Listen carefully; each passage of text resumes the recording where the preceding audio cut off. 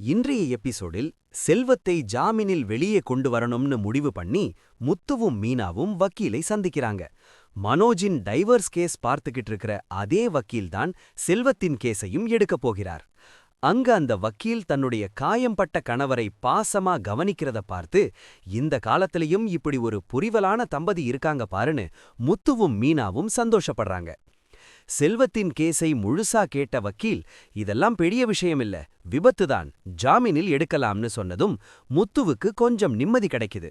மறுபக்கம் செல்வத்தின் மனைவி அவங்க நண்பர்களோட அருண் வீட்டுக்கு போய் எப்படியாச்சு என் புருஷனை விட சொல்லுங்கன்னு கெஞ்சுறாங்க. ஆனா அருண் வழக்கம் போல கோபப்பட்டு அவங்கள திட்டி விரட்டறான்.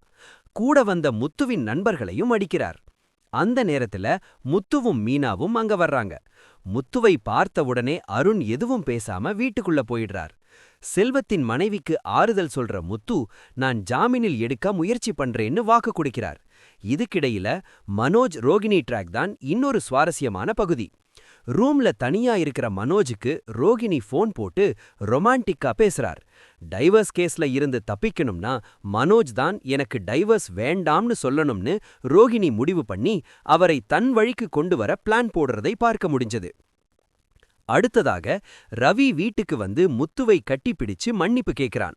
நான் உன்னை தவறா நினைச்சிட்டேன்னு ஃபீல் பண்ணி பேசுறார். முத்துவும் மனசார மன்னிச்சு விடுறார்.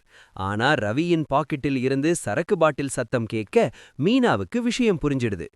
அதுக்கு பிறகு ரவி, மனோஜ், முத்து 3 பேரும் இரவில் மாடியில சரக்கடிக்க பிளான் போட்டுக்கிட்டு இருக்காங்கன்னு தெரிய வருது.